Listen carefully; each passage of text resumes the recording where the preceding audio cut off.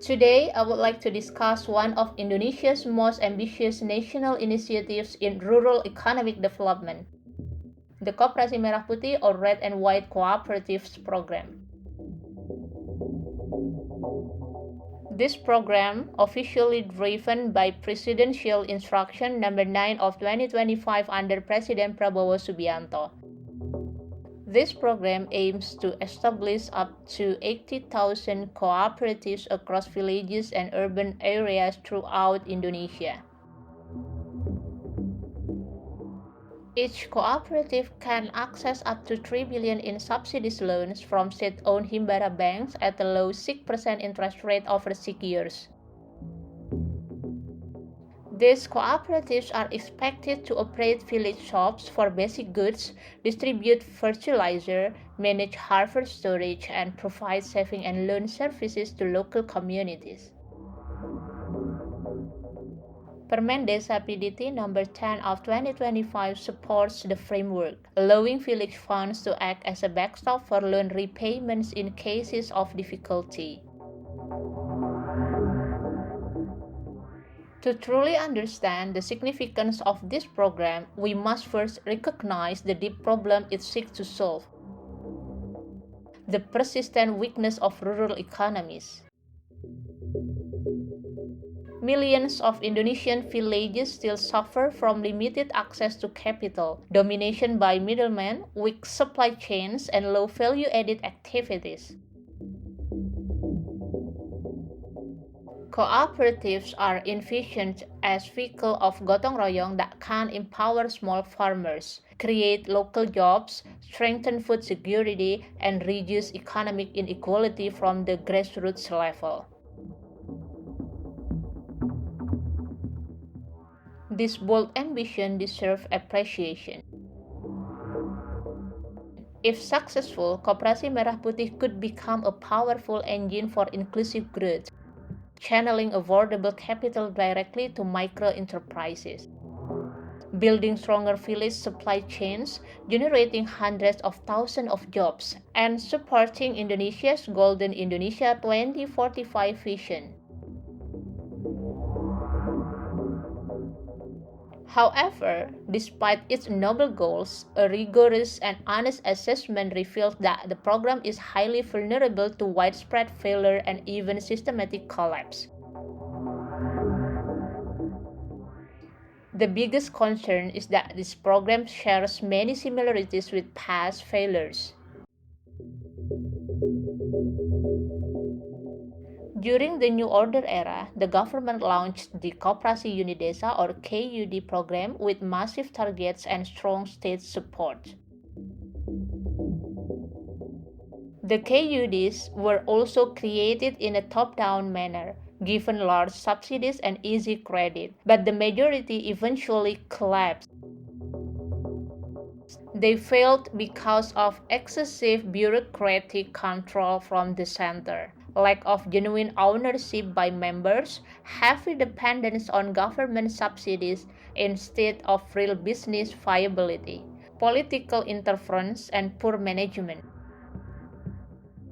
Many KUDs became tools for elites rather than instruments for empowering farmers. This history raises a critical question. What is the guarantee that Koperasi Merah Putih will not repeat the same painful mistakes? Currently, there is no strong guarantee. Like the KUD, this program is driven by aggressive top-down targets, rushed implementation, and heavy reliance on state-backed loans and village funds as a safety net.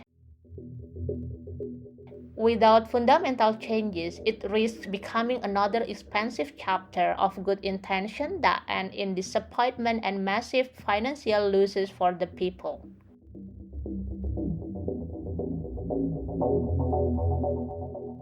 Here are the main weaknesses that make this repetition highly possible.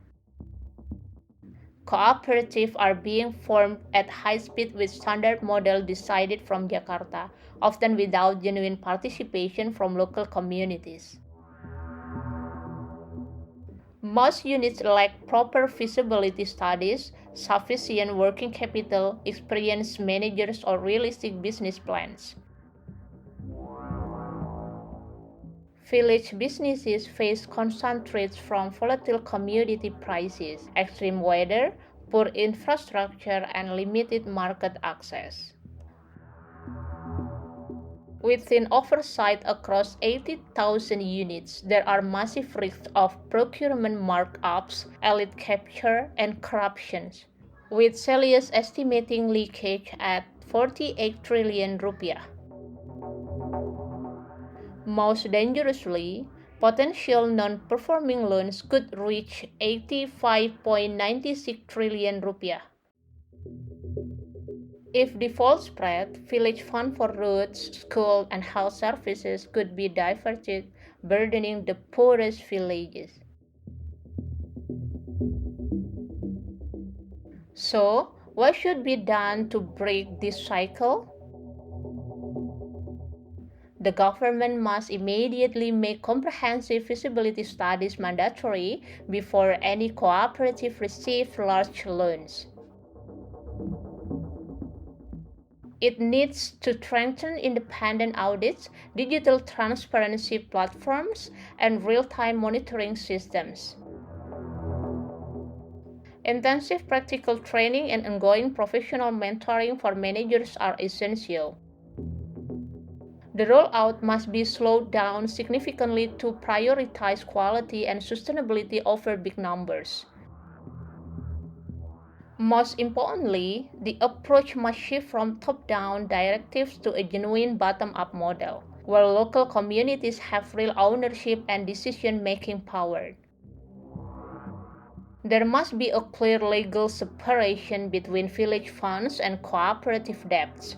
And independent institutions such as the KPK and academics should be involved in oversight from the very beginning.